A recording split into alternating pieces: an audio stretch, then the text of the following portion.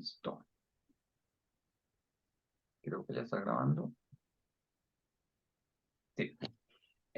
Buenas tardes. Empezamos hoy con la discusión de catedrales de Claudia Piñeiro en el Club de Lectura. ¿Listo? Como bien ustedes lo mencionaron antes, la novela tiene un título que es llamativo. Uno cree que va a hablar de catedrales y luego no termina hablando en lo absoluto de las catedrales, pero me pareció interesante hacer el ejercicio de mostrarles las catedrales que visita nuestro personaje Mateo en algún momento. Pero, perdón, pero es que catedrales también se refiere, es como que cada ser humano es una catedral y entonces la edifica y es buena o mala, entonces, porque al final del libro hace ese símil con cada uno de los protagonistas, de las participantes o de los protagonistas del libro, que cada Sí, uno es una catedral. sí, como que cada uno es un templo y que cada uno de alguna manera se ha construido. Gracias por esa interpretación, por eso. Entonces lo que voy a hacer es les voy a ir mostrando las catedrales que Mateo visita mientras les hablo, en el orden en que Mateo las visita y les cuento pequeños datos al respecto como para que no perdamos el, el referente material de la novela hacia el final las catedrales pasen a un segundo plano, ¿no? Entonces esta es la primera que él visita, es la Basílica de Santa María de Cracovia de Polonia. Como bien lo dice el autor, esta no es una catedral en términos oficiales, luego les cuento qué hace que una catedral es una catedral, pero al parecer al Papa le gusta precisamente porque tiene este altar precioso, maravilloso, colorido, muy barroco, muy lleno de escenas, impresionante, ¿no? Queda en Polonia, en Cracovia. Esa fue construida entre 1221 y 1290 vuelven a retomar la construcción y en el 1300 queda, digamos, la versión más reciente, ¿no? Luego les voy a hablar un ratico sobre las catedrales, sobre sus fechas, porque son tan difíciles, pero pues este es de las más conocidas de Europa Oriental.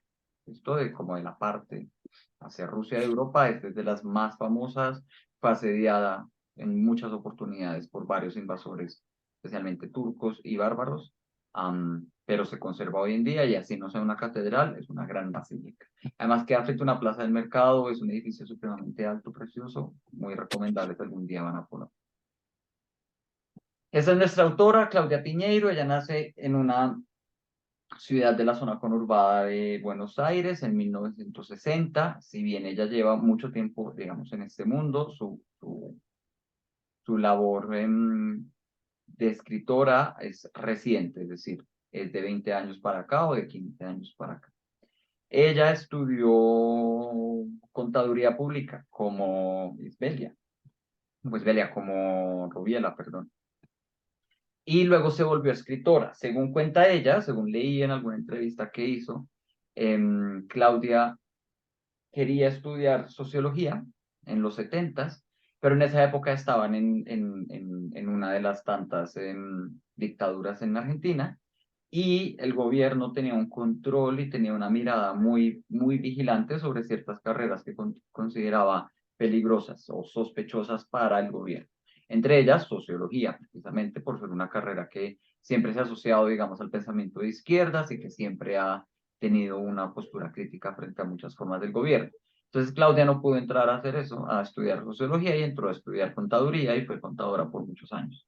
Ella cuenta que hacia finales de los 90 ella tenía que ir a hacer un viaje muy aburrido en el cual tenía que hablar de unas cosas muy aburridas sobre tornillos y en el camino leyó en un periódico un concurso de literatura de, si no estoy mal, es Tusquets, que tiene una colección de literatura erótica llamada La Sonrisa Vertical. Y ella, sin saber muy bien de qué trataba el concurso, mandó su versión. Una novela que nunca ha sido publicada y que quedó entre las 10 mejores de ese certamen. Entonces ella quedó con esa impresión de que ella sería buena escribiendo y entonces, a la par que seguía trabajando como contadora, empezó a ser escritora y empezó a tomar talleres y a sacar sus propias novelas. Aquí solo les menciono las novelas que ella tiene, pero ella también tiene cuento, ella también tiene teatro, de hecho alguna vez ganó un premio Norma aquí en Colombia por alguna obra de teatro, y ella también tiene una columna de opinión. me voy a centrar en sus novelas porque son como las más, generalmente las de los autores, las novelas son como el grueso de su obra porque son las más largas o son las más fáciles de publicar, ¿no? Una obra de teatro es difícil porque su lectura y su representación son bastante distintas, mientras que la novela sí está hecha para ser ley. Empieza en el 2005 con Tuya, y bueno, si ustedes se fijan, la mayor cantidad de títulos hablan sobre mujeres, ¿no? Es un tema recurrente en ella. Ella es una mujer muy activista en la defensa de los derechos de las mujeres, especialmente en la, ¿cómo lo llamamos? De la legalización del aborto, la regularización del aborto en Argentina. Ella participó de todo el movimiento muy reciente que vimos hace poco, unos 5 antes de pandemia, de lo que se llamó la oleada verde, que son esas pañoletas verdes que utilizaban las personas en apoyo al aborto en Argentina, frente a la oleada celeste, que es el movimiento contrario, que apoya, digamos, la penalización del aborto y considera que el aborto es un crimen y todo lo que está relacionado, ¿no? Entonces, esta novela hay que verla con eso, hay que entender esta postura de la autora porque en el fondo es una defensa importante de las razones por las cuales el aborto debería ser legalizado y regulado, más allá de completamente prohibido, precisamente porque uno nunca espera que todo el asunto se reduzca al aborto, ¿no? Uno espera como esperaron los investigadores en la época en que sucede el asesinato de Ana, que todo sea un crimen de violencia sexual, ¿no? Una violación, algo por el estilo, y uno no espera que vaya a haber una discusión sobre el aborto y ella la va entretejiendo, especialmente la carta con la que cierra el papá, eh, expresa un poco la postura de quienes apoyan el movimiento por la regularización del aborto, um, en cuanto se considera que es un asunto de salud pública y de responsabilidad como social, más allá de responsabilidad individual. Luego voy a hablar con más detalle al respecto hacia el final. ¿Listo? Hoy en día ella sigue siendo una gran escritora reconocida en Argentina. Se acaba de sacar una novela, El tiempo de las moscas, no sé qué tal sea. Todas sus novelas han ganado algún tipo de premio o han estado en finales o en recomendadas por revistas y por premios porque tiene una muy buena pluma, ¿no? Tiene una muy buena manera de construir argumentos. Y además muy buena, no solo como que uno diga, uy, me atrapó ni nada, sino que también es buena en el sentido que está muy asociada a la forma en cómo consumimos contenidos hoy en día, lo dijo con mucha claridad Wilson, esto parece una serie de Netflix, y ella también escribe guiones para series. Ha participado en varios documentales sobre crímenes, precisamente basados en violencia de género, y tiene acaba de estrenar o recientemente ayudó en la producción de una serie cuyo título no recuerdo, de Netflix, ¿no? Entonces ella es una autora que tiene eso. Am, yo creo que todos la terminamos muy rápido, precisamente por la capacidad que ella tiene de botarle al final de cada testimonio que uno está leyendo un, como una pista más, ¿no? Entonces uno se agarra esa pista, empieza a leer el otro testimonio y de pronto esta pista que uno tenía se conecta con otra y crece o frente a otra cambia la perspectiva y entonces uno siempre queda al final de cada capítulo que son ¿cómo decirlo? Los relatos que cada personaje tiene con respecto al crimen y a lo que está sucediendo paralelamente, como entre el crimen y lo que está sucediendo en la actualidad, que hace que uno quiera seguir leyendo, ¿no? Entonces uno lee la primera, a mí me pasó, no sé si a ustedes les pasó, uno lee la primera y uno cree que esto va a ser la historia sobre Lía y ya luego Lía queda a un segundo plano y empieza a hablar de cada personaje, ¿no? Uno cree que va a haber algún tipo, o por lo menos me pasó a mí, algún tipo de descripción sobre, bueno, cómo va a ser el encuentro entre Lía y Mateo, bueno, Lía qué va a concluir con respecto a esto, cómo la muerte del padre va a cambiar a Lía, de pronto que uno vaya a conocer a su pareja, que uno vaya a conocer el perro, qué sé yo, ¿no? Como que hay un montón de pistas que uno dice, esta es la historia de esta mujer, y luego uno cae en cuenta que cada personaje me va a contar su historia y voy a irme enterando de a poquitos. Entonces esa estrategia de como botarle a uno migajitas de pan, que uno vaya persiguiéndolas, la hace una gran escritora en términos de suspenso. Yo lo llamaría una novela de suspenso. Tiene un gran componente policial, pero siento yo que hay un montón de huecos ahí en esa historia policial que hacen que no me termine de convencer. Y además, con todo este asunto del aborto, pues lo importante es la discusión. En el fondo, creo yo, lo importante es poner en una historia ficcional al respecto de una adolescente en los 80s, todo el riesgo que hay asociado detrás del aborto y especialmente cómo las discusiones religiosas pueden hacer ruido frente a una situación que debería considerarse un asunto de salud pública, como ella nos lo plantea finalmente en la carta del Papa. ¿Listo? Entonces, sobre la novela, aquí les pongo una foto del techo de la Catedral de Notre Dame de París, antes de que fuera reconstruido después del incendio que fue recientemente, que además, si no estoy mal, Mateo está pasando por París en ese momento en el cual ve un poco la reconstrucción que está sucediendo, ¿no?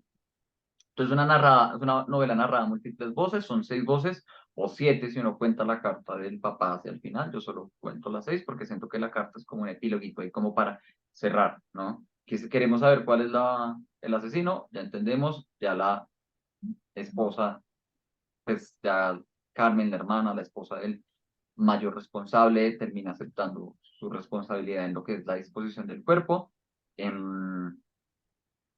Entonces, como que ahí se cierra y esa última voz es un epílogo, también un poco para decirnos, vea, las conclusiones de esto es, el aborto es un tema de todos, no es un tema personal, y listo, ¿no? Entonces, tiene su buena estrategia y es importante además también el momento en el que sucede y en el lugar donde sucede, ¿no? Esto es una familia tradicional en una ciudad llamada Adrogué. Adrogué es una ciudad que queda en la zona conurbada de Buenos Aires. Si uno mira el mapa, pues de Adrogué a Buenos Aires no hay campo, pues, ¿no? Todo es pegado entre Adrogué y Buenos Aires. Además, hay un montón de pequeñas ciudades que son, que fueron creciendo desde la colonia o desde la época de la República y que se fueron volviendo una gran ciudad que es como el área metropolitana de Buenos Aires, ¿no? Es una región, es una zona, según ley de Buenos Aires, muy suburbana en términos de su construcción urbanística, muy pensada para que lo habiten familias. Y la mayoría de sus barrios y construcciones son como familias clase media alta, muy tradicionales, muy católicas, como nos lo muestra la misma novela, ¿no? Esto sucedió hace 30 años, estamos contando con que Mateo estuvo en París en ese momento, que eso fue como 2019, 2018, pues el asesinato de Ana y todo el pasado al cual uno está saltando constantemente, sucedió hacia finales de los 80, ¿no? Como saben, Ana aparece descuartizada y solo una parte de su cuerpo aparece quemado en un potrero y bueno, esto desencadena un montón de cosas, ¿listo? Entonces, todo empieza con Lía, desde nuevo uno cree que Lía es como la gran protagonista, que empieza la novela diciendo esto me volvió atea y al ser atea me desvinculé completamente de mi familia, me fui a vivir a otro país y 30 años después algo me reconecta con esta historia, si bien quizá ella nunca lo olvidó, es la llegada de su hermano, de su hermana buscando a su sobrino, la que como que despierta esta chispa de investigación y nos conecta con todo lo que ellos ya han encontrado, ¿no? Es como la excusa. Mateo se pierde, Carmen llega a buscarlo y ahí empieza como el recuento y ahí empieza uno a atar los cabos, ¿listo? La novela en general presenta una reflexión sobre el dolor, la muerte, la familia, los valores y la religión católica y especialmente el tema del aborto y la responsabilidad. ¿Listo? Aquí tenemos otra catedral de Notre Dame, pero esta es en Amiens.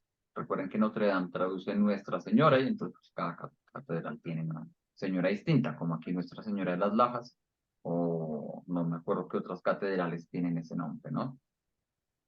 Y pues la novela lleva el título Catedrales por 3 razones principales. La primera es el cuento de Raymond Carver, que es como una suerte de topos Topos en literatura implica, significa como un tema, como un conjunto de símbolos y de maneras de interpretar un cierto evento, ¿no? Entonces, especialmente se centra en este cuento que un ciego quiere saber cómo es una catedral y entonces una persona le ayuda dibujándole, tomándole la mano, haciéndole un dibujo de una catedral, ¿no? Y entonces ese acto de la conexión propia que puede tener una persona que no ve con una persona que le está indicando cómo dibujar una catedral, se vuelve la manera como vamos a leer la relación que Lía tiene con su padre en las cartas que ellas escriben, ¿no? Y es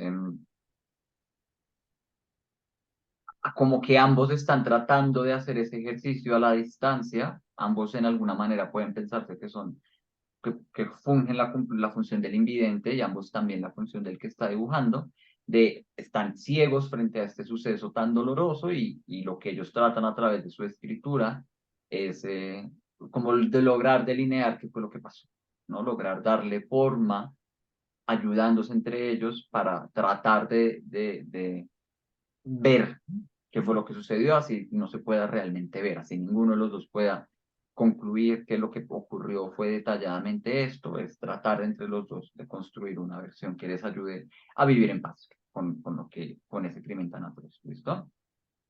Pero también está a la par Mateo como este heredero de esa relación entre el padre y Lía, entre el abuelo y él. Pues hace este tour de catedrales que les voy a ir narrando, ¿no? No les dije, pero la Catedral de Notre Dame de París fue construida entre 1163 y 1260. Y esta Catedral de Amiens fue construida entre 1220, fíjense, como 40, mientras construían, estaban terminando la de París. Empezaron a construir esta. Y entre 1366 y 1400 uno tiene una ampliación, ¿no? Y también otra razón por la cual uno puede considerar que el título es Catedrales es porque Ana muere en un espacio religioso muy importante, ¿no? Y además, en el momento en que Ana muere y que su amiga quiere avisar, entonces sucede la caída de esta estatua y toda la manera en que ella describe esta situación es una situación muy de catedral, ¿no? Como muy en silencio, muy del eco, muy de lo oscuro, muy de lo tenue, de la presencia de esa cosa muy grande, etcétera, etcétera, que todo esto está en las catedrales, ¿no? Am, en términos generales y como para salir de las definiciones, la catedral es un templo que se caracteriza no por una construcción en específica, es decir, que tenga 2 torres o 5 torres o una puerta o 8 puertas o 5 capillas o una sola capilla, no determina el que sea una catedral, sino más bien el que sea determinada por la autoridad religiosa. No, me imagino que ustedes han escuchado al final de la misa que le dicen a uno, o en algún punto de la misa le dicen a uno, recemos por el Papa y por el arzobispo y por los obispos y tales, ¿no? Pues hay toda una jerarquía de la organización de la Iglesia Católica internacionalmente y entonces ellos distribuyen las funciones del padre y digamos como el campo de acción territorial de un padre a través de las diócesis, ¿no? Es como nuestra ciudad está separada por localidades y barrios, pues la manera en que las iglesias se organizan es por diócesis, ¿no? Cada iglesia, la iglesia de cada barrio nuestra, está encargada de los fieles que habitan este barrio, ¿no? Entonces, se supone que uno va a la iglesia de su barrio y ahí está su diócesis. Y las diócesis se organizan bajo el obispo, que es la cabeza de la arquidiócesis. La arquidiócesis es el conjunto de las diócesis. Y la central de la arquidiócesis es una catedral, ¿no? Entonces, la catedral es el templo en el cual se aloja el padre y la cabeza del que administra todas las diócesis de un espacio privado, de un espacio determinado. Por eso, casi que siempre hay una catedral por ciudad, ¿no? O por población que se fue construyendo. Entonces, aquí en Bogotá tenemos la catedral primaria, ¿no? Y aparte de Catedral Primada de Bogotá, pues tenemos la catedral, Las Lajas, debe ser una catedral. Se me olvida el nombre de la de Cali, que es muy famosa. La Eh, de, la de Chiquinquirá, Nuestra Señora de Nuestra Chiquinquirá. Señora de Chiquinquirá también es catedral. Creo que en la de Medellín La de también. Chiquinquirá no es catedral, es la Basílica de Nuestra Señora de Chiquinquirá. Ah, entonces no es catedral. Ahí sí, yo desconozco mucho sobre esa organización aquí en Colombia, pero pues cada ciudad o cada región o cada cabecera poblacional va a tener una catedral, ¿no? Ahora, si yo, por ejemplo, voy y colonizo la mitad del Amazonas y hago una nueva diócesis y armo una choza y ahí pongo la iglesia, esa va a ser una catedral. ¿Por qué estamos pensando siempre que vemos catedrales en estas grandes, como obras de arquitectura, como que uno piensa, o pensaba yo, que la catedral lo definía su tamaño? No. Resulta que pues, estas son las que más poder han tenido y por lo tanto han sido construidas como con mucho poder, ¿no? Y por eso son tan grandes. Además, son como la principal forma de manifestación arquitectónica que Europa tuvo durante la Edad Media.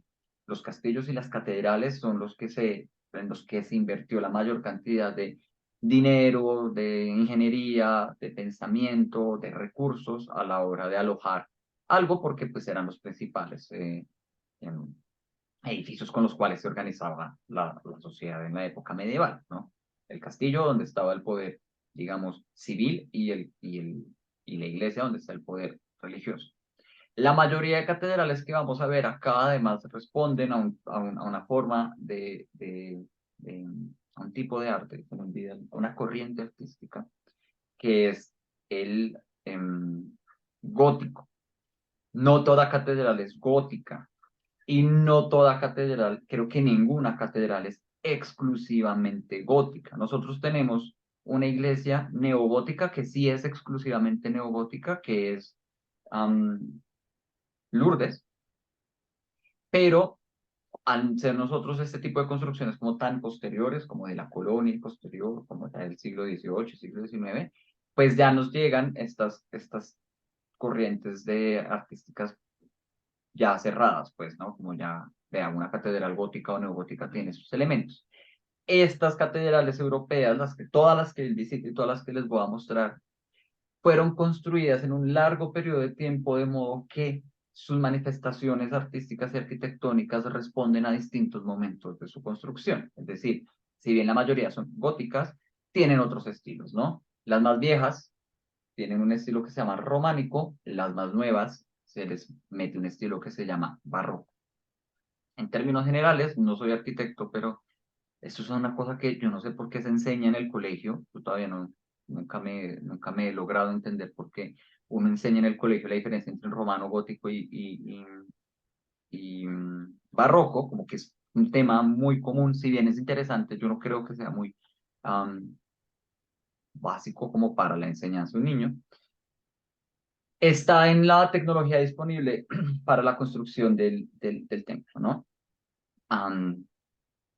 El gótico es un poquito más complejo y un poquito más detallado y más decorado que el románico.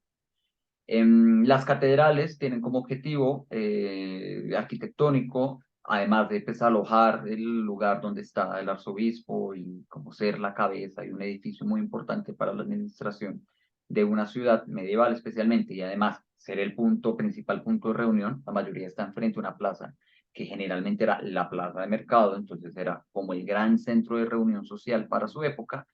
También tienen un objetivo estético muy claro y es pues mostrar qué tan grande es el poder de la iglesia, ¿no? Hay toda una teoría sobre, y ella lo explica muy bien, si no estoy mal en la novela, sobre cómo hay se espera una respuesta emocional por parte del visitante que entra a una iglesia, a una catedral.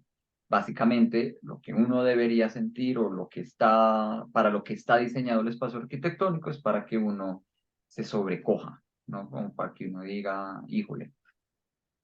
Hoy en día es más difícil porque pues las catedrales ya no son los edificios más grandes que tenemos, ¿no? Pues, si uno va al World Trade Center, o si uno va aquí a Bogotá, no sé, al Centro Internacional, o si uno va a Bacatá, supuestamente es el edificio más grande, o en su época el edificio Colpatria, pues uno, ante ese tipo de magnitud, pues una catedral se le hace a uno un edificio promedio. Sin embargo, en su época, pues las catedrales eran los edificios más altos. Ahorita les voy a mostrar aquí la que fue la más alta, como hasta 1810, que luego fue reemplazado por un edificio gubernamental. Entonces, pues claro, esas personas que tenían, digamos, una conexión distinta con el urbanismo, que vivían en lugares muy pequeños, al entrar a esos espacios tan magníficos, pues seguramente sí sentían un miedo al hijo de madre o una sensación como de la grandeza de la religión y de Dios que se transmitía a través de los espacios, ¿no? Entonces, todas estas catedrales tienen techos muy altos, una iluminación muy bien pensada.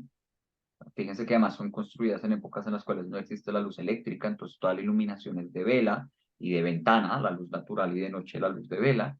Y una organización muy específica, ¿no? Generalmente tienen una nave central, se llama así, nave, que termina no hacia el fondo, sino como hacia los tres cuartos, en el altar, ¿no? Y detrás del altar, pues está la imagen hacia la cual por la cual recibe el nombre, o algún tipo de altar que esté relacionado con la dedicación que tenga la iglesia. Atrás de eso queda todo el espacio para organizar eh, pues al padre y su vida y todo lo que está detrás, bambalinas del rito. Esos tres cuartos de nave principal están hechos para acoger a todos los feligreses. Y hacia los lados hay capillas, ¿no? Dependiendo del momento histórico, dependiendo de quién dio plata para una capilla, dependiendo de cuánta espacio había, se construyen pequeñas navecitas, naves laterales, capillas que están pues, dirigidas a momentos especiales de la Biblia, o a situaciones especiales del territorio.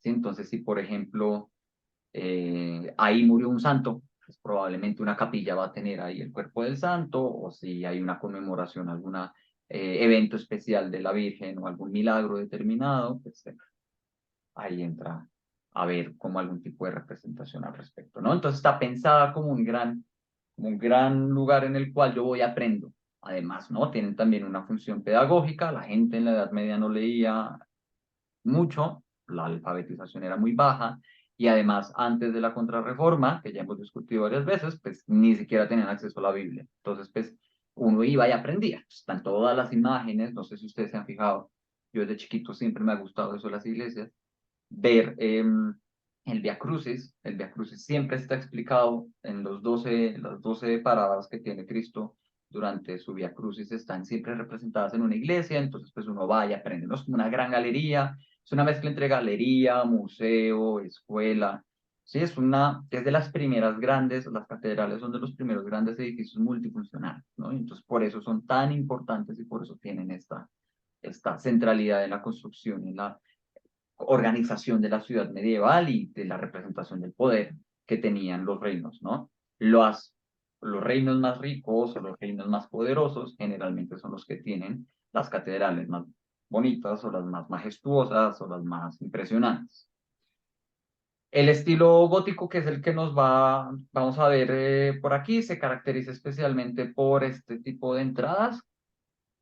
Generalmente les gusta tener muchos triangulitos, por decirlo así, y tratar de alzar lo máximo, tratar de hacer ver la construcción mucho más alta, hacerla ver mucho más como delgada y hacia arriba, y entonces ellos tratan de, de estirar, de hacer que la vista estire hacia arriba, de modo que siempre vamos a ver estas líneas muy paralelas, muy juntitas, que me van además permitir también construir arcos más grandes, ¿no? Estamos en una época en la cual además la ingeniería no es, no es una ciencia, digamos, muy desarrollada. Tenemos grandes inventores, ingenieros y arquitectos como Leonardo da Vinci, pero no había grandes escuelas, ¿sí? Como cada además pueblo, ciudad tenía sus propias formas de hacer eso, sus propias formas de medir, sus propios materiales, sus propios recursos, entonces pues ellos iban tratando de subir al máximo, ¿no? Se supone que lo que distingue al romano, al románico del gótico, que es el que más vamos a ver, es que el gótico logra, ¿cómo se traduce esto?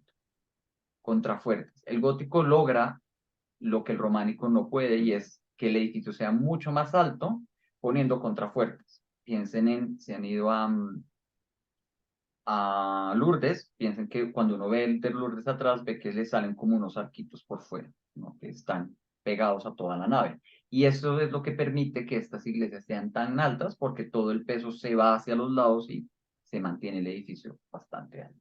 También les gusta mucho el juego de la iluminación. Generalmente tienen rosetones. Los rosetones son estas ventanas circulares que tienen una filigrana muy desarrollada, como con un diseño muy detallado, que además generalmente se buscaba que tuvieran un acceso privilegiado de la luz del sol, ya sea al amanecer, ya sea al atardecer o a lo largo del día, porque todos esos vidrios que tienen un montón de colores e imágenes, pues permiten un movimiento de luz muy maravilloso e ilumina ciertas partes de la decoración interna de la nave, dependiendo de la hora y el lugar o la fecha del año en la que se está, ¿no? Esta gente igual sí era muy pila en la construcción, digamos, de la arquitectura frente al movimiento del sol a lo largo del año, entonces aprovechaban mucho ese tipo de estrategias para crear sombras e iluminaciones, para crear movimientos a lo largo del día dentro de la iglesia, de modo que cualquier persona que entre de verdad si pudiéramos experimentar lo que es una catedral en sus condiciones iniciales, es decir, sin luz eléctrica, y digamos quedándonos un día completo viendo cómo cambia la iluminación del espacio alrededor, podríamos ver, digamos, el verdadero poder estético que tienen las catedrales, ¿no? Todas las catedrales además demoraban muchos años en ser construidas, vamos a ver unas en las cuales demoraron 800 años. Tenemos el caso de la Sagrada Familia que sigue en construcción porque generalmente pues, los diseños, como se pensaban, resultaban ser mucho más complejos para las herramientas y los recursos que tenían, entonces en muchos casos se ha tenido que esperar a que haya algún tipo de avance tecnológico o que alguien caiga en cuenta de cómo construir algo que en papel el diseñador principal destinó. Además, como estas se demoraban tanto tiempo y eran una obra pública, por decirlo así, de quien fuera que estuviera en el poder en ese momento, centralizado por el Papa, pero cada arquidiócesis, cada catedral pues, manda en sus recursos, pues dependía de si en ese momento el reino tenía o no recursos para construirlos. Varias de estas fueron además construidas sobre versiones anteriores.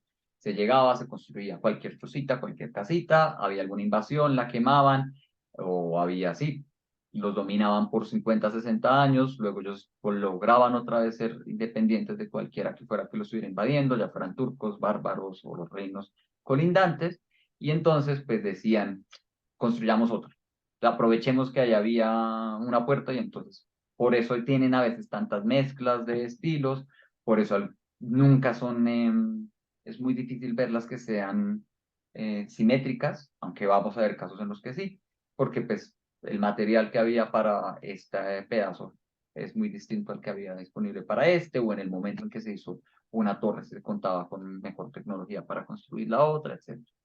Entonces son monumentos muy bonitos, son espacios de turismo, hoy en día son los que más llaman la atención. En Latinoamérica, además, generalmente la catedral siempre está en el centro, ¿no? En México sucede aquí en Bogotá. La de Santa Marta sé que no está en el centro, sé que está ubicada en otro lado, pero por cuestiones urbanísticas de ellos, ¿no? Y entonces, pues es un espacio muy interesante. Concuerdo con todos ustedes que yo habría esperado mucho más material, más descripción, alguna escena en una catedral, algo por el estilo, para darle como más peso al título. ¿Listo?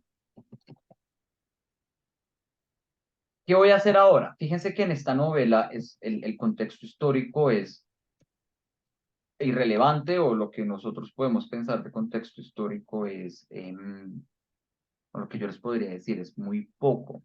sucede a finales de los 80, el asesinato, y lo que está sucediendo ahorita están a finales de los 2010, de la primera década de los 2010. Entonces, pues, no hay mucho en el cual uno pueda como darles contexto.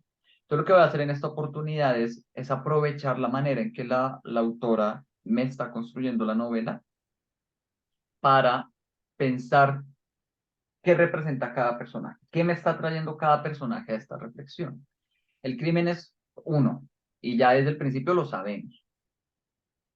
Como bien lo dijo Rubiela, es hasta predecible, ¿no? Uno empieza a pensar, ¿quién podrá ser el amante? Alguien que no puede ser, alguien que no puede estar casado, alguien, pues uno piensa al principio que es un hombre casado y luego cae uno en cuenta que su restricción de casarse no es por que esté ya casado, sino porque teóricamente no se puede casar y rápidamente uno ata con Julián y entonces ya como a la tercera, como ya en el testimonio de la amiga, ya uno va sabiendo a dónde va la novela, ¿no? Entonces el misterio, si bien es lo que lo pega a uno para llegar al final, fíjense que no se resuelve. Más bien, se resuelve para el lector, no se resuelve para los personajes. Lía, por ejemplo, no es como el papá dice yo llegué hasta acá y le cuento hasta acá, pues Lía no va a tener, o quizás sí, material para decir, fue mi hermana. Mateo también debe quedar en una situación súper perdida, como, ¿qué onda?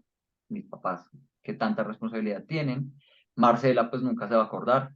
Y digamos que la mayoría, el papá se muere, la mamá se muere, ¿no? Entonces como que los personajes no están pensados en todos vamos a hacer clic y todos vamos a decir, bueno, fue Carmen, entonces venga, la llamamos y la mandamos a la cárcel, o venga, le reclamamos, sino más bien pensar cómo cada personaje desde su propia voz me está expresando una consecuencia de este evento horroroso, ¿no? Entonces empezamos con Lía, que es la que nos introduce. Aquí tenemos, por su parte, a la Catedral de San Esteban de Viena, cuya primera parroquia fue construida en 1137. En esa época Viena era un reino aparte, o sea, no era lo que hoy en día llamamos Austria, sino era uno de los tantos reinos que quedaban en esa parte de Europa Central. Em, fue, Se fue extendiendo hasta 1359, como del tamaño chiquito hasta su máxima extensión sobre el territorio. Pero esta torre, que es como lo más bonito, se termina construida entre 1500 y 1600, ¿no? Entonces, fíjense, de nuevo, es como muchas capas. Notre Dame es un gran ejemplo. Fíjense que uno puede decir que Notre Dame se terminó de construir en 1260, pero pues en los libros de historia, en el futuro, pues la ampliación y la corrección que le hagan o que le hayan hecho, porque no sé si ya terminaron estos últimos años por el incendio, van a agregar una nueva capa y seguramente Notre Dame va a tener como otra nueva forma arquitectónica que no va a corresponder con el resto, ¿no? Siempre tener en cuenta las catedrales, eso.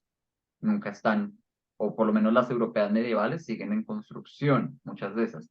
Aquí en América se construyeron bastante rápido, porque aquí en América los recursos no eran tan grandes para la construcción de catedrales, y porque ya habían otras preocupaciones, ¿no? En América la preocupación es convertir más que enseñar. Entonces la iglesia tiene otras expresiones artísticas para eso. De hecho, el barroco nace aquí por esa misma razón. Entonces, Lía, ¿qué representa para mí la discusión ateísmo y desarraigo? ¿No? Ella sufre un trauma y su trauma ella lo procesa diciendo no creo en Dios, ¿no? Y ese no creer en Dios la desconecta de su entorno, hace que todo el mundo la mire raro, menos el papá. Si bien uno puede querer mucho al papá, también uno se da cuenta que el papá por mucho tiempo no hizo nada, ¿no? Como que él no la apoyó, no la integró, sí, no abogó por él. También se me hace un gran vacío la mamá. Sabemos que muere, pero pues es muy lamentable porque además, pues las mamás entienden un poco mejor la situación de una hija, sobre todo si es una hija que está embarazada, ¿no? Y entonces hace falta como esa perspectiva, ¿no?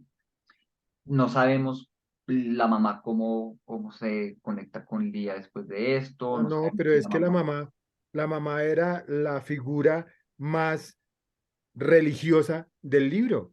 Entonces, la mamá era la que más le tenían miedo de decirle X o Y cosa porque eso era pecado y porque eso no se podía para Sí, su sí. vida, o sea, las alejaba del entorno y el qué dirán de que ella era la persona más religiosa y por eso, digamos que todos le tenían miedo, más que Carmen incluso, porque el papá decía que él lo hubiera apoyado así fuera en contra de la mamá, La mamá, claro, pero digamos no vemos su dolor, no vemos la reacción de una mamá tan religiosa frente a la muerte de su hija, no vemos si ella se interesa por la resolución del, no ve, sí, no, ese tipo de cosas queda completamente ok, perdida aquí en la novela.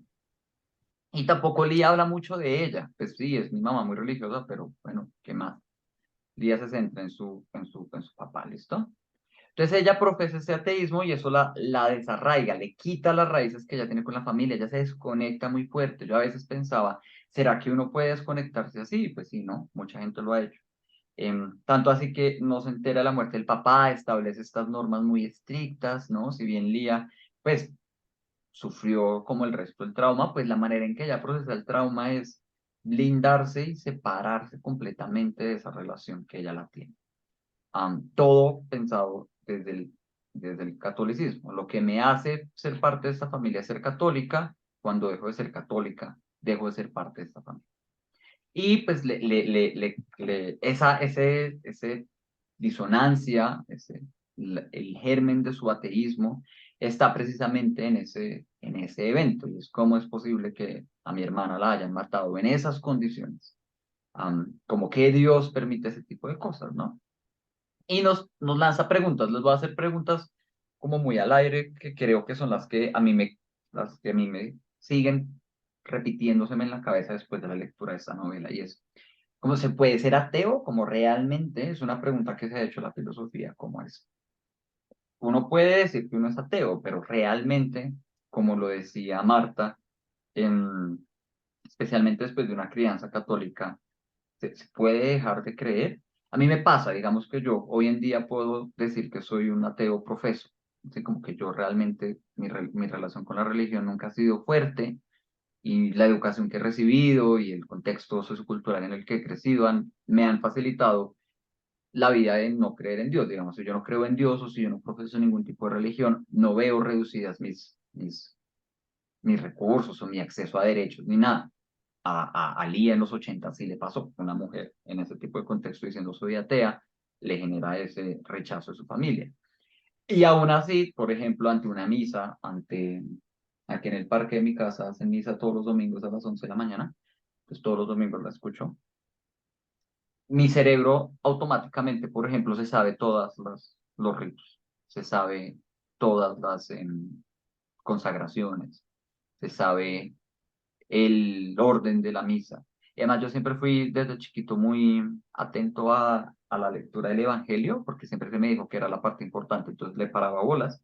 Y yo todavía le paro bolas, entonces ya también sé más o menos, dependiendo de la época del año, qué tipo de reflexiones se hacen, ¿no? Dependiendo de la lectura, como hacia dónde va el padre con su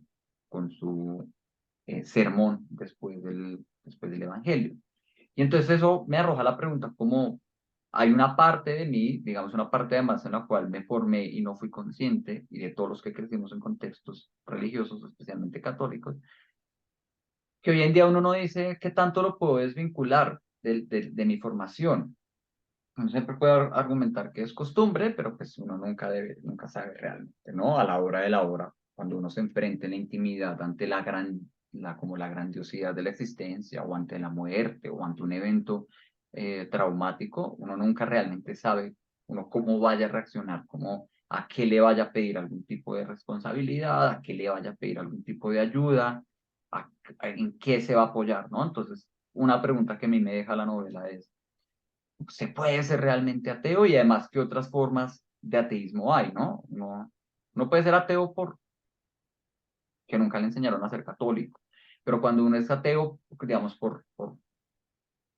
y creo que además es muy difícil pensar en contextos en los cuales uno haya crecido sin una formación religiosa.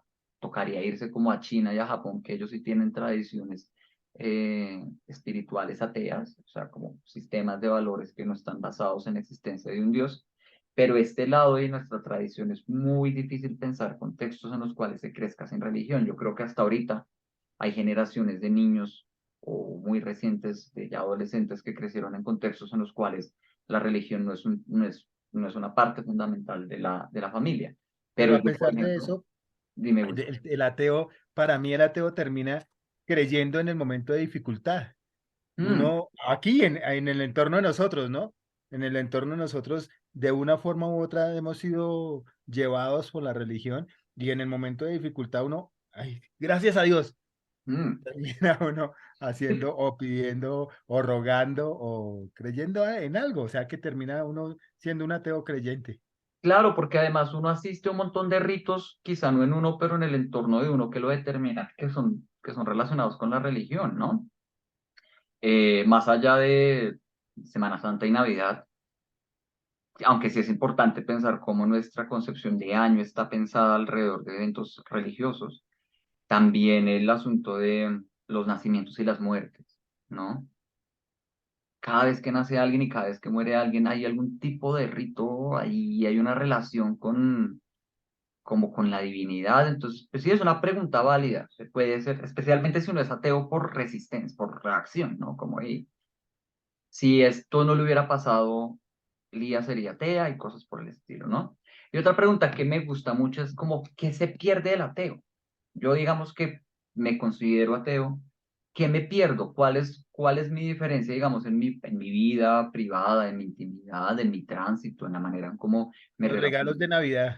Ajá, además de los regalos de Navidad, como que me pierdo, por ejemplo, en la oportunidad que tiene Carmen de lavarse las manos. Eso es una herramienta muy importante que tiene la religión. Hay Sí, de una, acuerdo, de acuerdo. sí, uno, Sí, si uno no es cubre todo. religioso, la responsabilidad que le queda a uno, o cuando uno le va mal o uno le va bien, Ajá. ¿qué onda? ¿Quién le echo la culpa? ¿Le agradezco? ¿No agradezco? Si me siento agradecido, ¿frente a qué? ¿No? Como que hay un montón de preguntas que a mí Creo que ninguna novela me había puesto el ateísmo así es que es en la primera línea, ¿no? Desde que hace 30 años soy atea. Y dije, wow, chévere. Me parece que es una despierta preguntas interesantes del asunto de Lía. Pero bueno, entonces empezamos con este personaje. Conforme vaya haciendo sus análisis, voy a retomar un poco la novela. Ella nos abre esto diciendo, paso Y esto hace 30 años y yo estoy además lejos. la forma de aceptarlo, ¿no? De decir, listo, a partir de hoy soy y ya, listo, nomás. Y ya, y me voy, me desembarazo y termino Exacto. abriendo una librería No me en un lugar importa si me religioso. creen o no. Ujú. Y es interesante, a mí Lía me parece chévere. Me lamento mucho como que de verdad no se le cierre a nadie. En ese sentido, si bien les he dicho muchas veces, la literatura hoy en día no nos debe dar respuestas de todo, no nos debe cerrar todo completamente.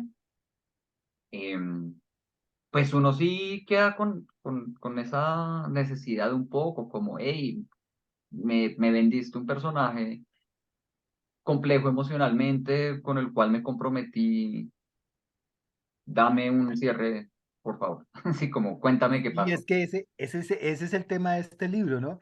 Crea a la Alía y uno quiere seguir la línea de ella y se pierde totalmente y al final, cuando, bueno, ya supieron la verdad, como que, qué hay que hacer o qué van a hacer o que nada, se terminó ahí Como y, diría doña Delia, uno quisiera que Lía vaya y y la coja a las aborte a su mechas. hermana. Sí, ¿Sí? así Entonces, es. Mm. Les queda también nos solamente el deja investigador, ¿no? Porque el ujú, investigador puede ser, el que pero haga eso es algo, parte del pero, mismo libro.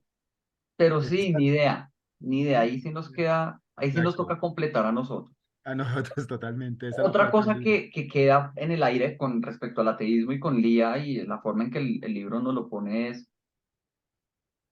digamos que ya descubre, ¿no? Es donde queda el sentido de justicia. ¿Sí? Ella como, porque va a ser un crimen que no va a ser, o sea, ya a los 30 años nadie va a decir, bueno, descubrimos el criminal, vayan a la cárcel o establezcamos responsabilidad. No, ya el sistema penal humano no queda, ya no tiene cabida en este momento. Lía, ¿qué tiene? ¿sí? ¿Cómo ella va a procesar esa responsabilidad? Estamos acostumbrados a un sistema en el cual el responsable la paga y ella va a quedar con esa cosa coja, ¿no? El ateísmo es complejo por eso, porque nos quita las posibilidades que el resto del mundo tiene con respecto a preguntas tan profundas o situaciones tan dolorosas, ¿listo? Entonces Lía nos cuenta eso y ¡chum! Le llega a Mateo, que es el siguiente que nos aparece, ¿listo? Aquí tenemos la Catedral de Colonia. La Catedral de Colonia fue construida entre 1258 y 1510. En 1510, Colonia estaba pasando por una invasión de no me acuerdo quién, en ese momento debe ser una de las tantas guerras, uy, ni idea. Claro, debe estar pasando, están justo por eso, por ese mismo siglo está sucediendo toda la reforma protestante y todo como ese borolo sociopolítico y religioso que implicó la separación de la iglesia, de las iglesias protestantes. Y entonces el que tenía la plata en este momento le dice, no voy a dejar de dar plata. Y la iglesia queda sin terminar por muchos años y se utiliza la parte funcional.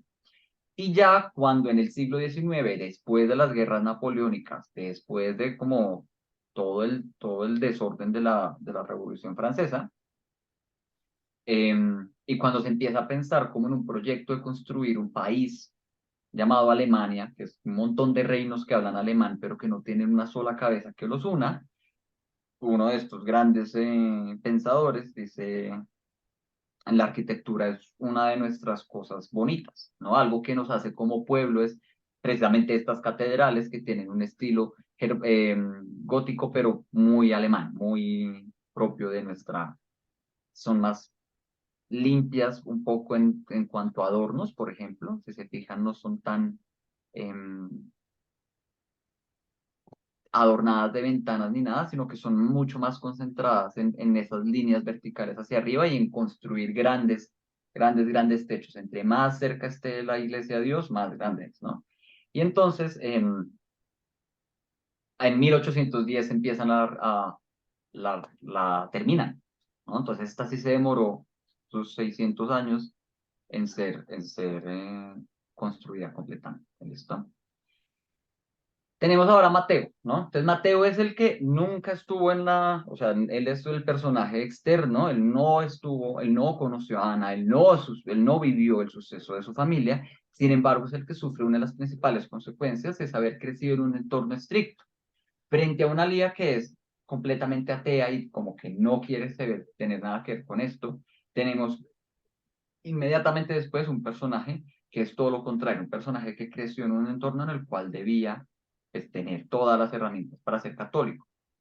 Sin embargo, nos deja la enseñanza de que pues los tiempos cambian, ¿no? Y que hay cierta límite en cuanto a lo que la paternidad puede transmitirle a los hijos, especialmente en este momento, quizá en la época en que Carmen y Lía y Ana crecieron, si los papás decían somos católicos, pues se vuelven católicos, se los meten a un colegio católico y ya.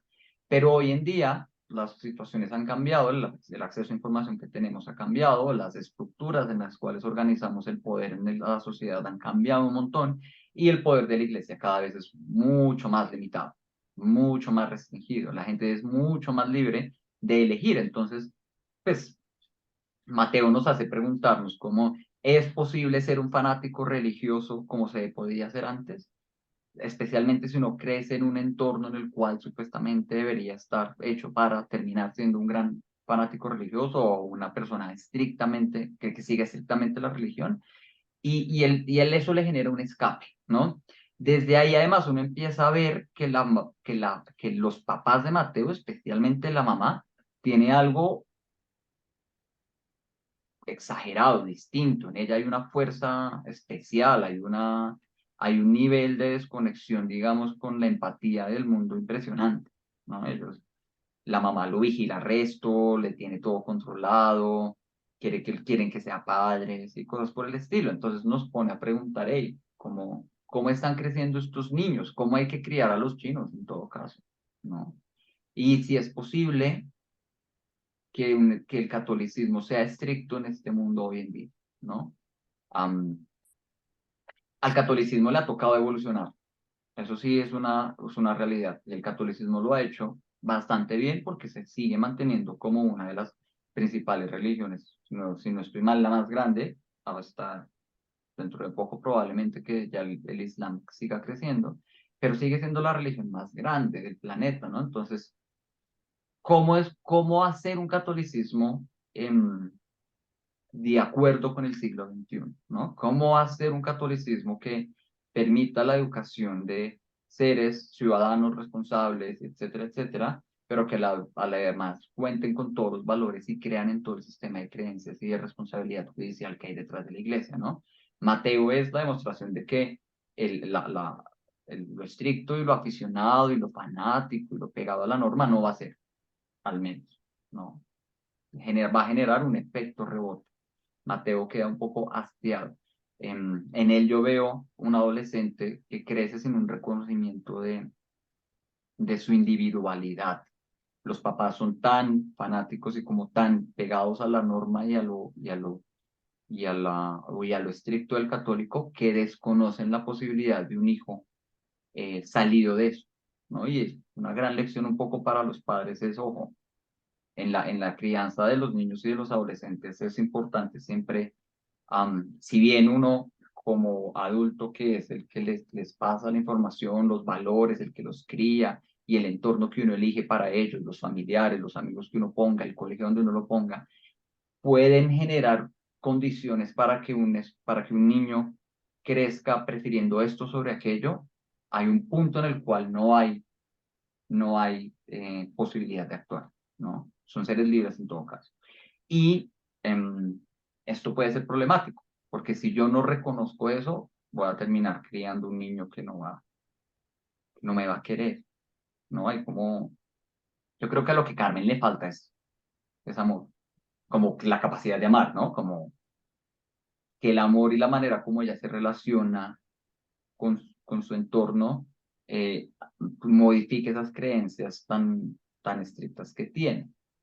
Solo siente este amor por el marido, que no es muy claro que los mantiene unidos, a menos que sea solo como el deseo de estar unidos bajo la tutela de Dios, porque están casados. Después de Mateo tenemos a Marcela, ¿no? Marcela está acompañada esta vez de la Catedral de Santa María del Fiore en Florencia, de la cual hemos escuchado mucho, especialmente en el momento de cuando leímos Matar a Leonardo da Vinci, porque Leonardo da Vinci contribuyó en la construcción de algo de esta iglesia. Esta catedral es muy famosa por tener uno de los domos más grandes que ha existido en la arquitectura europea, pero luego vimos también con el arquitecto del universo que lograron crear domos más grandes del otro lado. En Esta esa fue en la también, que voló Da Vinci, en la que se voló Da Vinci.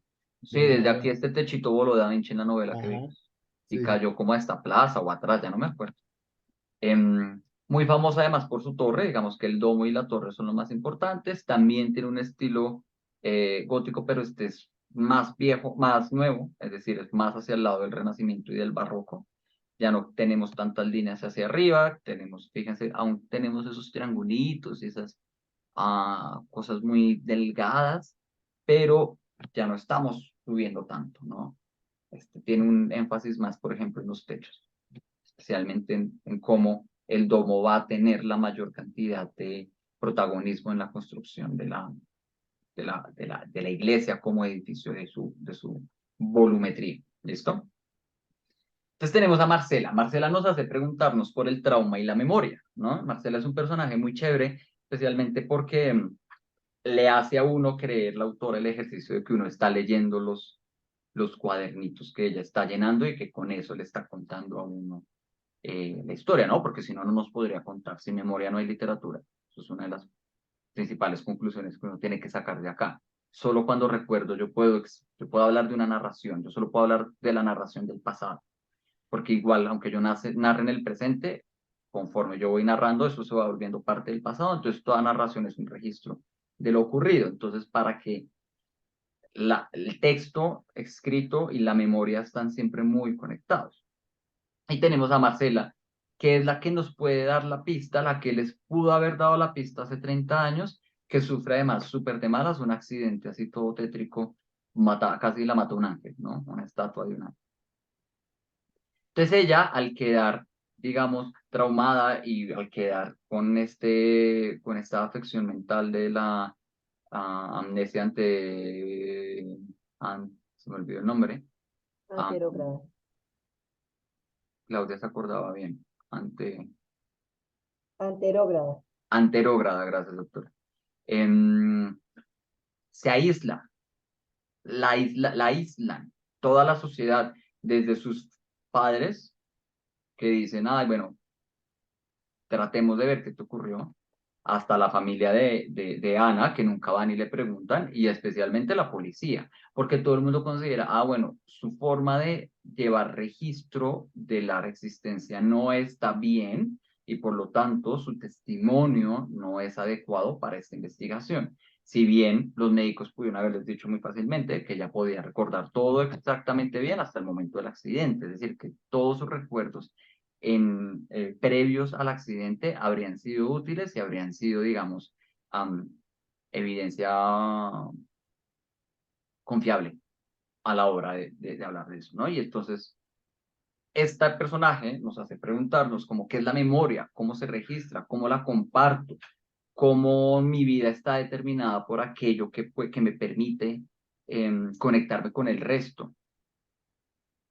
Ustedes ya espero que se estén leyendo el de Murakami, ¿no? Pero en el de Murakami él habla en alguna parte, habla de que todos tenemos una doble identidad, la memoria individual y la memoria colectiva, ¿no? Y entonces, toda nuestra experiencia, todos nuestros recuerdos siempre se están constantemente confirmando con el recuento histórico de la sociedad en la que yo vivo.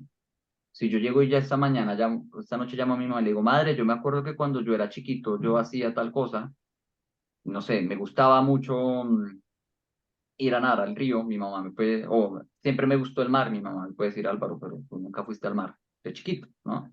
Y entonces hay un ejercicio doble, hay un ejercicio de retroalimentación entre la narrativa social y la narrativa individual que tenemos, y esa conexión la tiene la literatura y el lenguaje, ¿no? Entonces, ¿qué hacemos cuando salimos de ahí? ¿Dejamos de pertenecer del todo? Fíjense que Marcela se dice ahí que ella nunca va a poder amar, que ella nunca podría ser amada, aunque el papá de Ana se enamora de ella. No va a ser un amor normal, ¿sí? Como, ¿qué hacemos en ese caso? ¿Y qué pasa si a nosotros se nos va eso? ¿Se nos va la identidad? ¿Dejamos de ser quienes somos nosotros? O sea, son preguntas importantes que a mí me hubiera gustado un poquito ahondar más en. De nuevo, yo creo que con todos yo quedo como con ganas de. Algo me faltó para cerrar. ¿Listo? Sí. Vamos ahora con Elmer. Elmer nos acompaña con la Catedral de Nuestra Señora de la Asunción en Siena. Esta también es una catedral gótica, construida uy, entre 1215 y 1263. Esa se construyó rápido. Se parece mucho a, ¿cómo se llama este colegio que queda en la Candelaria? ¿El León 13? No, sí, el San Bartolomé, hay un San Bartolomé, un agustiniano y un León 13. Y un León 13. Creo que es el que queda como eso debe ser como quinta llegando a la Comuneros, como quinta con sexta. Em, que también es así, que es de rayitas, blanca con naranja, es la de aquí de Bogotá. Esta se caracteriza porque tiene un diseño de líneas blancas con negro, blanco con negro, blanco con negro. Es así su fachada, es así como vemos sus columnas adentro, y además tiene unos pisos muy famosos, que son muy bonitos y muy detallados. ¿Listo? Tenemos a Elmer, que es la parte, digamos, oficial del crimen, ¿no? Y entonces uno esperaría, también porque uno es consumidor de CSI, NCIS y todas ese tipo de series que a todos nos han gustado en algún momento, en el cual creemos que la investigación policial sigue una suerte de procedimientos, de recabar la evidencia de una manera adecuada, ¿sí? Como nos gusta pensar que el método científico, que básicamente lo que hacen el método científico, funciona, ¿no? Y que la justicia tiene a su mano todos los recursos y todas las herramientas para hacer eso. Y luego vemos con este señor, pues que no, que la investigación se hizo rápida, que las cosas que él notó que no tenían sentido, nadie les paró bolas, y que probablemente estamos metidos en una institución que lo que quiere es sacar resultados, que confían todavía mucho en el padre y el padre cubrió lo que estaba sucediendo y entonces que no ahondó más allá, ¿no? Entonces este señor nos hace pensar, se me hace en eso, se me hace muy real y es que aquí en Latinoamérica no, la investigación en el crimen es muy limitada, muy limitada, porque somos países con recursos muy reducidos en cuanto a este tipo de cosas, ¿no? Y además nos deja la pregunta de cómo, qué hay detrás de un crimen sin resolver, qué hace que un crimen sea resuelto, quién define, cuál es la autoridad que dice se cierra este caso o se abre este caso, bajo qué criterios y bajo qué influencias de poder los puede llegar a hacer. Y también nos hace pensar, a mí me dice pensar mucho este tipo de novelas, como el acceso a la información que se tenía antes, ¿no? Este papá logró conseguir información a punta de periódicos y a punta de cositas, y el señor Elmer también tiene un montón de registros, pero son cosas que, como le dicen ellos, ¿no? Él abrió unas cosas de fax y se borraron. Son registros que se perdieron por siempre, ¿no? Y hay un montón de... Estamos muy acostumbrados al Internet, creo yo, pues yo crecí ya en un entorno así, entonces todo eso se consigue en Internet, todo se puede hacer por Internet, en esa época no. Incluso, a pesar de que ya existía el Internet y los teléfonos, Lía y su papá continúan hablando por cartas, continúan hablando como en esa época en la cual la investigación, la información se obtenía de una manera análoga, de una manera muy material, de una manera muy difícil de mantener. Seguimos con Julián. Julián tiene como catedral el Duomo de Milán. Este es gótico. Este también se demoró un montón en ser construido entre 1368 y 1965, especialmente por los retos arquitectónicos que implicaba su diseño. Es un caso muy similar al de la Sagrada Familia en Barcelona, ¿no? Julián sí representa, o es la representación que hace que caricaturesca de un hombre típico dentro de un sistema machista y patriarcal como en el cual vivimos en una sociedad como la nuestra. Es un tipo que quería ser padre y lo abandona, es un tipo que siendo padre nunca cumple su voto de castidad, es un tipo que le miente a su esposa, él sostiene muchas relaciones sexuales con Ana, pero se hace como la víctima, como que fue buscado, como que fue solo una vez, como que el embarazo fue una situación en la cual él ni siquiera sabe, ¿no? Es quizá el mayor responsable de la muerte de Ana, porque él tiene responsabilidad en el embarazo que ella sufre, tiene responsabilidad en el aborto que ella se practica y por ende tiene responsabilidad en las consecuencias de esos actos. Tiene responsabilidad además por cómplice en cómo se dispuso el cuerpo de Ana, tiene responsabilidad en muchas cosas, ¿no? De verdad es el personaje más detestable. Porque además, como lo dijo Daniel, es un pusilánime. Nunca da la cara, nunca, nunca se le ve una voluntad como de tener una postura, nunca se le ve arrepentimiento, nunca se le ve como un ejercicio propio de pensar críticamente cuál fue su rol en esta situación, qué puede hacer para reparar, el todo lo que diga Carmen, ¿no? Es un personaje completamente ausente de responsabilidad, pero como estamos en un entorno social en el cual el hombre es la cabeza de la casa, el hombre es el que decide, el hombre es el que tiene la voz, etcétera, etcétera. Él puede pasar de agache, él puede, o sea, el mundo le permite a él existir de esa manera y él no tiene que sentirse responsable por nada, ¿no? Em, Carmen puede ser una mujer muy mala y puede estar en una situación psiquiátrica especial que la hace, digamos, antisocial o incapaz de generar amor y tales, pero al menos una persona que tomó una decisión y que ejecutó esa decisión y que sí. Julián ni siquiera. Julián lo único que hace es llorar y ya, Obedecer. sí, nada más. Y nos hace preguntar, a mí me hizo preguntar, bueno, ¿qué responsabilidad tiene el hombre en un embarazo? ¿No? Cuando hablamos de la procreación y de todo el proceso que implica traer una vida. ¿cuál es el rol del hombre en ese embarazo? Fíjense que la religión católica además tiene un personaje muy similar dentro de su cosmovisión, que es San Pedro. San Pedro ni siquiera hace parte de la gestación de Cristo. ¿Cuál es su rol como padre? ¿No? Como, ¿cuál es su rol dentro de esa estructura? Uno se pregunta uno. Parece que ninguno, ¿no? Parece que como sociedad y como estructura de organización social religiosa, el hombre la tiene muy fácil, porque es el que hace todo, el que recibe todo, y además es el que más fácil puede lavarse las manos. Y además nos hace pensar cómo eso es una cuestión social. Responsabilizamos de igual manera a los hombres y a las mujeres en situaciones de embarazo. Sí, se embarazó Ana, se embarazaron ambos, él embarazó a Ana. Sí, son preguntas que esta novela a mí me hacen pensar y es, bajo la perspectiva de él, no tiene nada que ver a él. Él fue una víctima de toda esta situación, a pesar de que él ejecutó muchas acciones y además las gozó. Sí, como que tampoco es que nos diga en algún momento que él sufrió por eso, él la pasó bien. Entonces, ese es un personaje que nos hace pensar mucho en las responsabilidades que nosotros como hombres tenemos en esta situación, ¿no? Y nos hace pensar que tanto como hombres podemos entender toda la complejidad que hay detrás de la gestación, el embarazo y el aborto, como para que tengamos voz y peso en este tipo de discusiones, ¿no?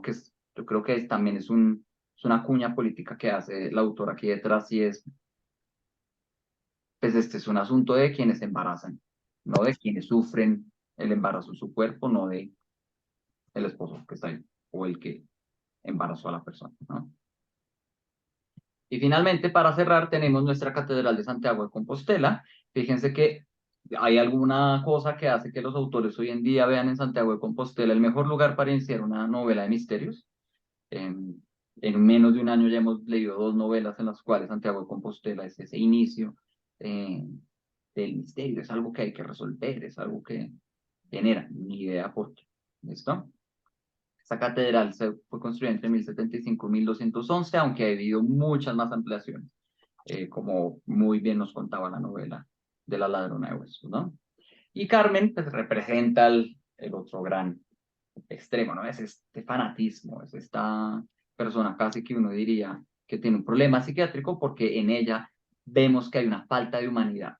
Uno no puede ser tan fanático. Hay algo que no es humano en creer tan estrictamente en un set de normas que lo hagan a uno insensible a los detalles de la situación y que además le permitan a uno justificar cosas como voy a quemarle el vientre a este cadáver para que nadie diga mi pobre hermana murió por un aborto. ¿Sí? Como que sea capaz de llegar a este tipo de elaboraciones de justificación se me hace impresionante. Y yo sí diría que ahí debe haber algún perfil de antisocial, algún perfil de verdad, capacidad de conexión empática con otros seres humanos. ¿Listo? Es un poco caricaturesca, ¿no? En ese sentido. Esto exagerada su fanatismo, es demasiado un poco estricta, ¿no? Y nos hace preguntarnos, si bien puede que existan o no ese tipo de personas en el mundo, nos hace preguntarnos es nuestra fidelidad a qué va, ¿no? Es cuando a mí me dicen que algo es bueno o es malo, ¿de dónde lo saqué? Y por qué uno es tan fiel a ese tipo de ideas, ¿no? De dónde le surgen a uno esas convicciones tan fuertes. Es mi familia en parte, sí, pero fíjense que una misma familia puede generar 2 hijas completamente distintas. Lía que se desconecta de esto y Carmen que además de ser la responsable o en gran parte responsable de todo lo que sucede, continúa siendo aún más estricta al respecto, ¿no? Y nos hace preguntar ¿cuál es el asunto de la responsabilidad? En el fondo y detrás, digamos, de las discusiones sobre el aborto y sobre la religión y sobre si ser ateo es posible o no, está la idea hay muchos actos en el mundo en los cuales nosotros intervenimos, pero de los cuales no somos responsables o hay posibilidad de que uno pueda, si bien ser un agente importante en la sucesión de hechos que llevaron a que se realizara un evento específico, cómo yo y mis creencias me permiten entrar ahí a jugarle a la responsabilidad. ¿Soy responsable o no? ¿Tengo que pagar algo por, sí, como que tengo que hacerme, como pagarle a la existencia algo por los actos que cometí? Y Carmen muestra que, digamos, en una visión católica extremista, uno puede siempre jugar la carta de que todo es Dios, ¿no? Y que además es incoherente, porque, pues, por ejemplo, a ella le parece impresionantemente horrible el pecado del aborto. Pero ya ustedes mencionaron uno no puede achacarle todo a Dios porque eso es pecado. Y hay otro, la disposición de los cuerpos. Si bien el cuerpo es transitorio y toda la cosa, para la tradición católica también cómo se disponga el cuerpo es una cosa importante, ¿cierto? Em, Hay gente católica que no se crema, porque creen de verdad que el cuerpo debe mantenerse para el momento del apocalipsis y la llegada de la segunda llegada, tener un repositorio de nuestras almas y vivir felices en ese mundo eterno que queda después. Entonces también ella es un poquito No lo había incoherente. pensado, pero también hay un tema de resurrección, ¿no? Ujú. Sí, el Sí, cuerpo tiene que ver con eso, hay algo, por eso claro. se entierra, ¿no? Y por Y eso eso, por es ejemplo, esta catedral está construida alrededor de un cuerpo, del cadáver del Santo de Santiago, ¿no? Santo, ajá, de Santiago. Y entonces No lo había sí, pensado. ella es en ese sentido un poquito incoherente, ¿no? Quizá lo que nos quiere mostrar es eso, ¿Solamente en ¿no? ese sentido?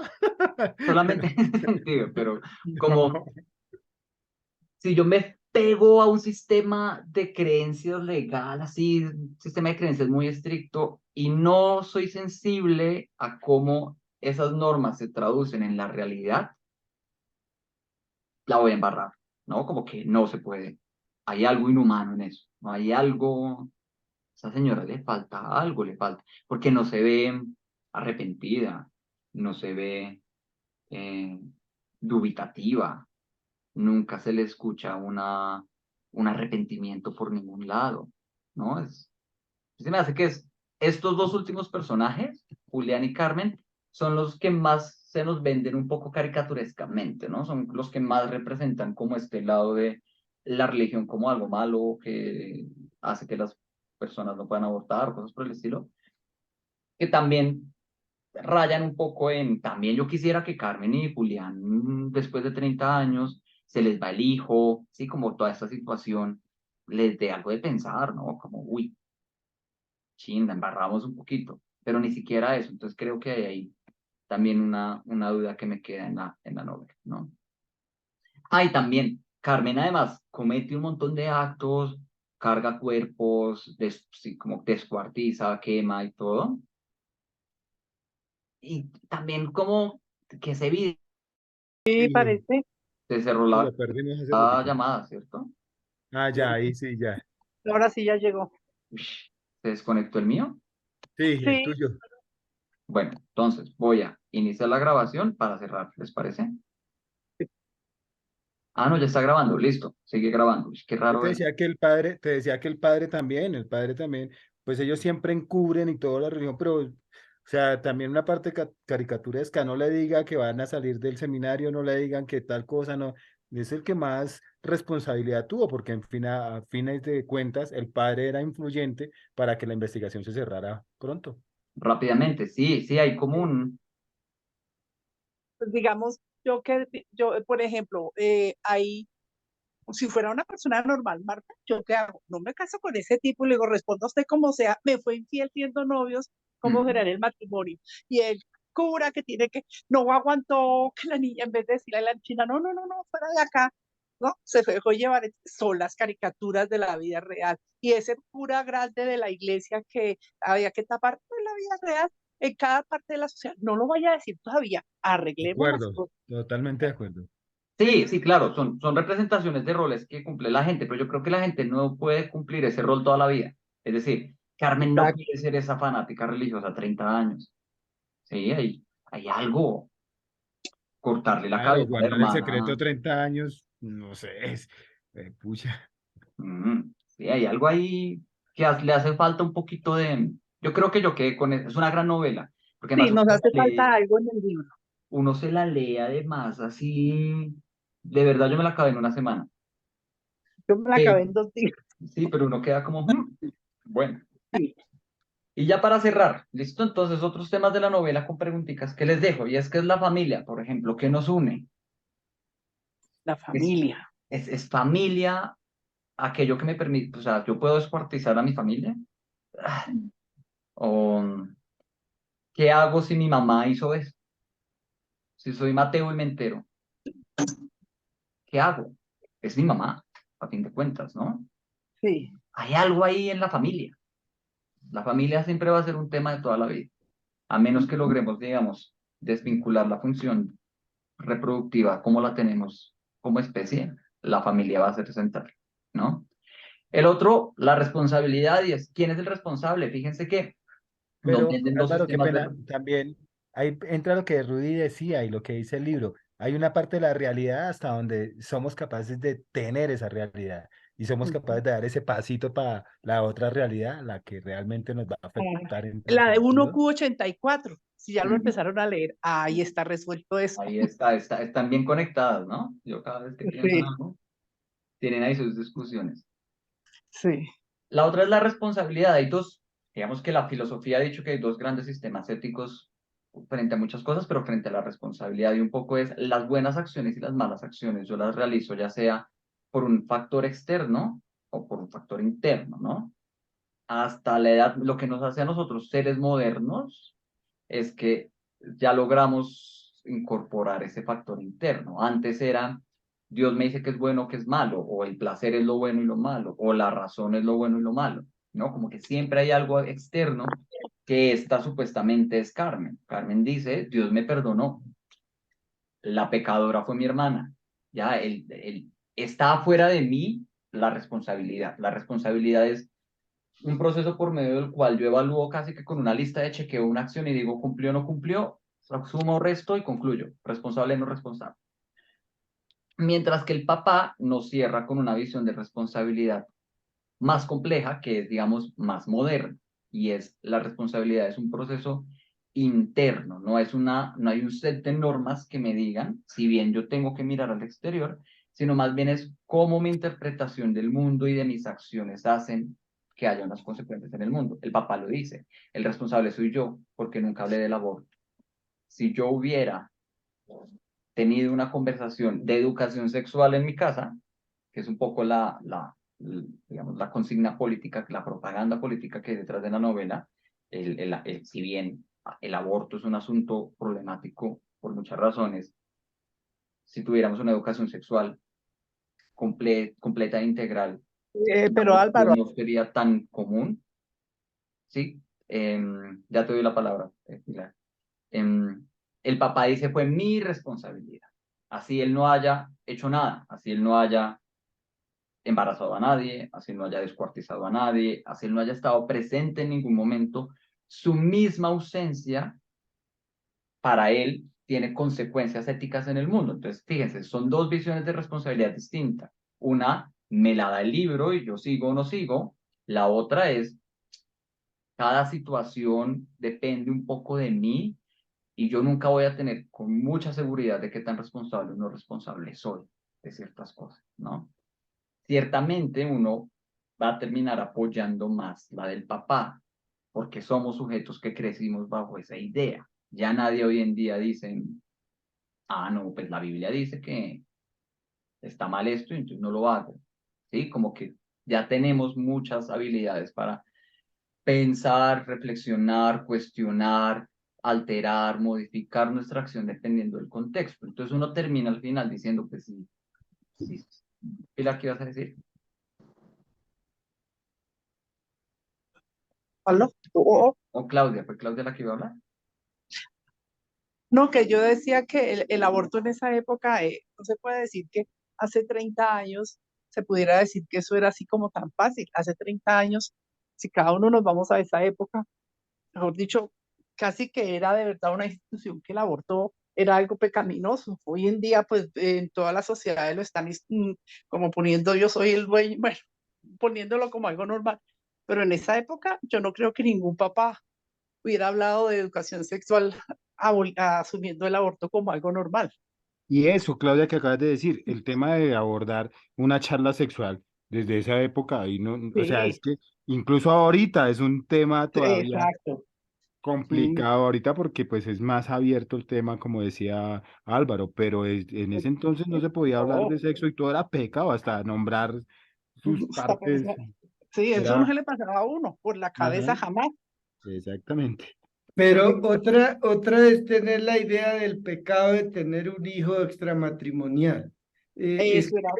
Es que no veo por qué se tenga a través de la institucionalidad como un castigo a la mujer que tiene el hijo extramatrimonial. Si hubiera una cultura que tener un hijo era normal, no tenía por qué irse al aborto, a clandestino o a la muerte o a hacer todo eso como castigo social o castigo ante la familia por tener un hijo. Si tener un hijo, pues yo pienso que es una cuestión normal. Pero Mm, hoy en día, pero de hace unos 30, 40 años para atrás, pues es forma de pensar que nos implicaba la sociedad era muy diferente. Más normal que tener un hijo no hay nada más en la vida, claro, pero sí, en esa época era normal. y la novela en el fondo lo que nos está haciendo pensar es esto, como, ¿qué es el aborto? Es un acto individual que una mujer o una persona realiza sobre su cuerpo o ese embrión que tiene, digamos, material genético de otra persona hace que esa otra persona tenga voz y voto ahí. Em, y si existe porque es una práctica común, si bien hace 30 años no se hablaba, se practicaban abortos, porque Está pues, corrido, prenda otro. perdón, El doña Elena. libro que hemos leído, que no sé en cuál libro leímos nosotros, que es que no, es uno que es uno de Prenda, las esclavitud. En la esclavitud las esclavas hacían miles de menjurjes de hierbas para no tener más hijos, porque esos hijos eran el ganado de reproducir más esclavos. Toda la vida, sí. Y seguramente todas las mujeres, más que los hombres, tienen un montón de conocimiento sobre técnicas verdaderas o no para abortar, ¿no? La ruda es una planta que aparece una y otra vez por ahí, ¿no? el cilantro. Entonces nos hace preguntarnos, ¿es un rol de quién? ¿Quién es el responsable? Digamos, es Sí. ilegal, pero se practica. Y las clínicas que practican eso de manera clandestina, como ella se lo practicó, ¿qué onda? ¿Quién regula eso? Si ella va a un médico, ¿cómo le iban a atender? ¿No? Nos pone a pensar ese, que yo creo que es el principal objetivo de ella con la novela. Y es, pensemos en esto, fuera de que si hay fanáticos o no, pues el verdadero crimen ahí, la verdadera tragedia. Fíjense que la descuartizada pasa muy rápido, diría Rubiela, como que tranquilidad, una autora escribe tan fácil como una mujer agarró y descuartizó y metió en un horno a su hermana. Em, Sí. Hay mucho más énfasis en el aborto y uno no se da cuenta desde el principio, no se da cuenta tan fácilmente, ¿no? Le está diciendo a uno, hey, el aborto es un tema que todos conocemos y que poco se ha hablado, o que más bien las discusiones políticas y sociales que están sucediendo en las cortes y en los hospitales, en ese tipo de lugares, son importantes en la medida en que nos pueden pasar estas situaciones. Sin que en nuestra familia puede estar sucediendo. Hay que pensarlo. Creo que esa es como Ella dice hay que pensarlo y hay que legalizarlo y hay que permitir que todas las personas que quieran abortar puedan hacerlo en entornos seguros por las razones que sean. Pero al menos si uno no le quiere comprar a ella, digamos, la postura política que ella tiene muy clara frente al tema, sí uno le puede a la novela extraer la reflexión al respecto, como, hey, me toca pensar, me toca pensarlo, no me puedo hacer el bobo con el aborto si leo esta novela, voy a tener que tomar una postura. La novela me bota al lado de, si hubiera habido una legislación y una educación integral, no habría pasado nada de esto, Ujú. pero pues no la hubo. Queremos seguir queremos que siga habiendo estos casos, pues probablemente no, la sociedad eventualmente va a cambiar al respecto, ¿no? Y bueno, eso era lo que les tenía preparado, hoy se nos fue la hora menos. Muy interesante la charla de hoy, bien interesante. Bien interesante. ¿Y votación? ¿Para qué? No, porque ya tenemos el libro. Ya El tenemos libro el- 184, que son los 3 libros, ya leídos. Yo también.